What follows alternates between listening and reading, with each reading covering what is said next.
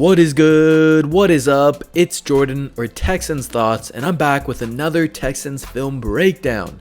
Today, by high demand, we are going to be looking at first round pick right tackle Tytus Howard.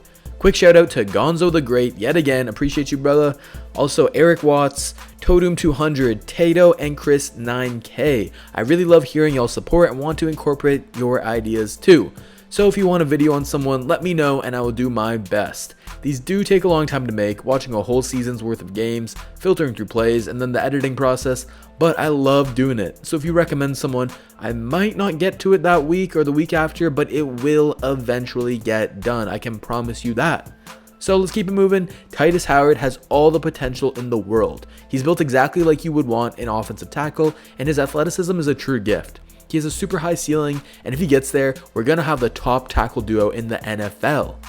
He does, however, have one fatal flaw that I've noticed, but it's not hard fix, and if he can fix it, he's going to be nasty. So if you enjoyed the video, make sure to hit the like button, subscribe for more content, and comment down below your thoughts on the video. Also, would love if y'all could check out the Texans Unfiltered website and podcast. We've got a lot of great content for you guys. Alright, let's dive into the film of Tytus Howard, because the film don't lie. So the first major strength to Howard's game is his run blocking. I love his physicality in this, and we even saw that whenever he was out, our run blocking to the right side of the line really took a big hit. So if you have a strong right tackle who can really win you the edge or crash down a defensive end to the inside, that's going to be huge, and that's what Tytus does on this play. So on this play here, you can see that it's a power to the offense's right, to the left of the screen, I guess. And we have Tunsil, he's pulling on this block. And then you have Sharping making a one-on-one block there. And Nick Martin and Zach Fulton having a double team there.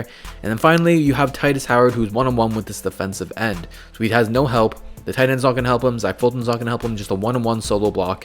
And Tytus Howard, he showed flashes of doing these really well. His pure strength is something to be admired, which was something of a weak point in college. However, look at him on this play and how he wins, but he wins kind of ugly, but it's fine because he's just so nasty and physical. How he kind of gets low at this point and then just drives this defensive end out. He keeps running his feet and he's just blocking nasty at this point. And look at him put him on the ground. That's some pancakes, man. He's serving them up. Let's go.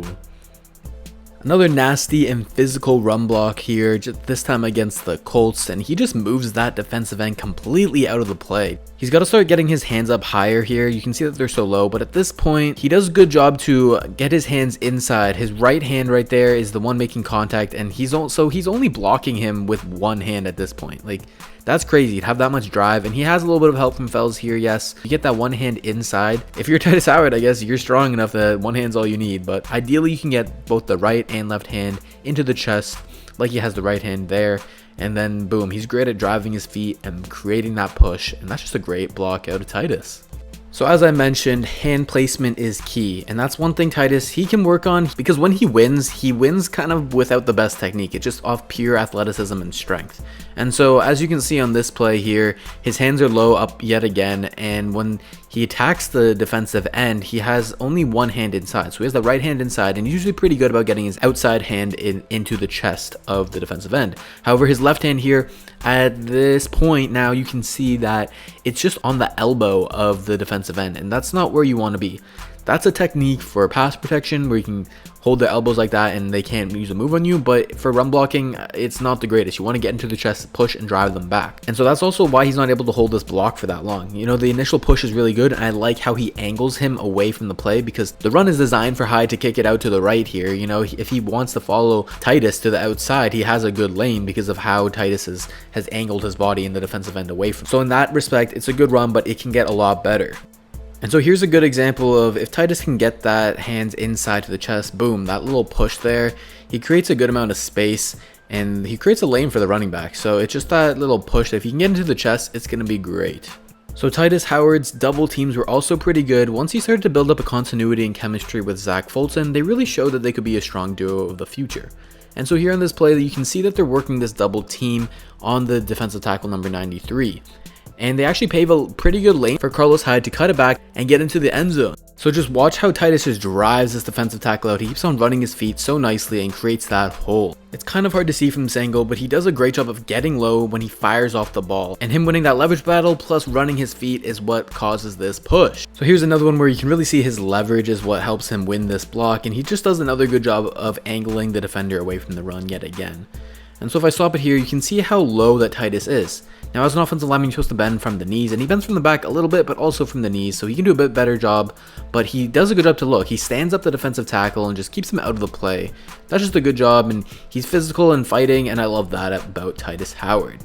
And so as I've been saying with my offensive line videos, making this initial block on the double team is great, but getting to the second level is even better. So in this play, he helps out with the initial block, and then he kind of makes contact on the linebacker. He could do definitely a better job here, but you can see here that he needs to climb to the second level. That's his job, because Greg Mance is going to be the one to hold on to this block.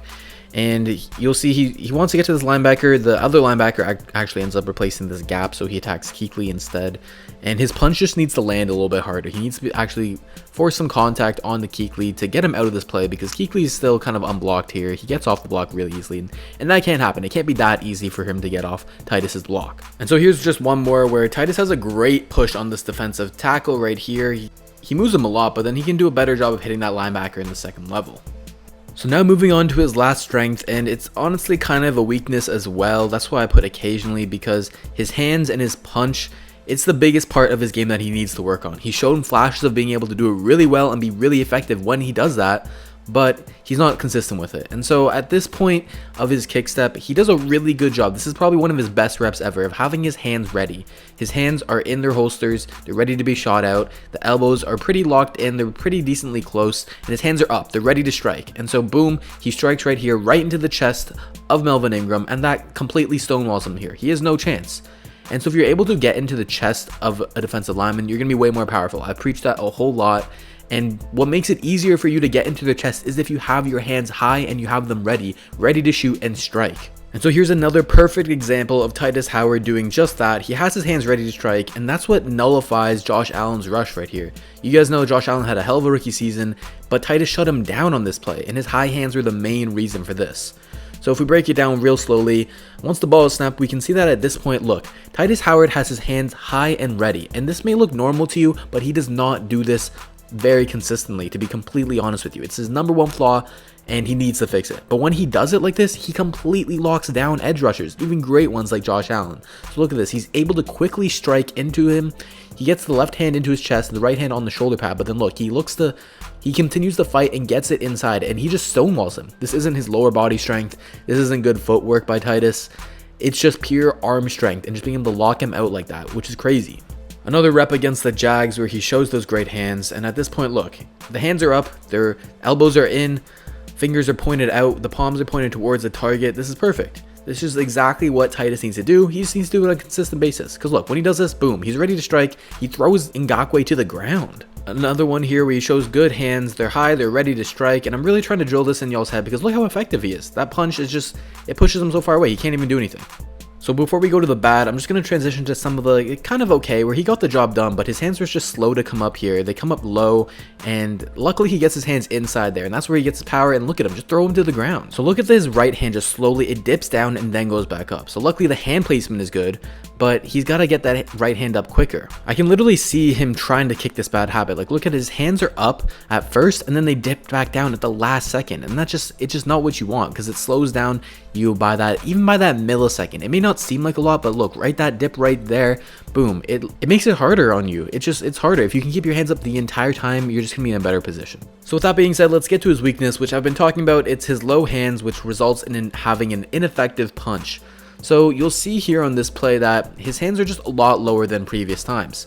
You can see that they're kind of like out. His elbows aren't locked into his hips. They're not pointing towards the target. They're just out, splayed to the side. They're not ready to strike, and that results in him exposing his chest and being bull rushed right back into the quarterback. If you give up your chest like that, you're basically screwed. Like, it just makes it so much easier for the defensive lineman. And it's interesting that a lot of these clips come in the same games where he had good clips. He had good examples of having high hands, but then he's just too inconsistent with it, like I said.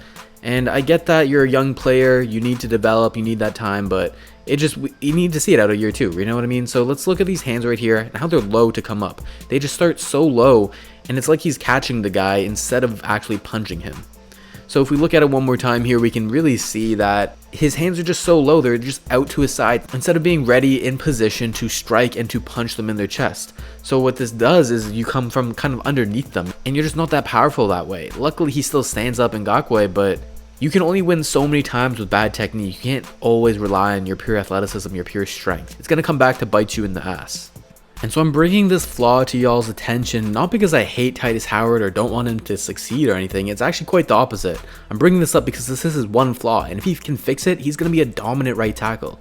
Like, look how he just allows the defensive lineman into his chest there, and it pushes him way back. If he has his hands up and ready to strike, this ain't happening, and he's locking down. I've shown that. As a young player, it's all about improvement, and I've shown plays where he can kind of get away with the low hands, like on this one where he just catches Frank Clark, but he can't settle for that. He has to get better, he has to have his hands up high and be ready to strike. It's only going to help him and the Texans. Alright, that's going to do it for my Tytus Howard film breakdown. I hope y'all see the potential and promise of Tytus, and agree that his major flaw can be fixed. Right tackle has been a rough spot for us since Derek Newton, and Tytus should be able to stabilize it for the future. So if you enjoyed the video, make sure to hit the like button, subscribe for more content, and comment down below your thoughts on the video. Question of the day is, do you think Tytus Howard will have a Pro Bowl season this year? Or is that a bit too early? Maybe the year after? Let me know. So I am a part of Texans Unfiltered, as I mentioned, and I write articles for them as well as appear on their podcast. We've got tons of awesome content for you guys, and a team that is working really hard. So I really appreciate it if you could check out the link in the description. That would be awesome. Alright, this was Jordan, or Texans Thoughts. Hope you enjoyed, and come back for more. Take care, everyone.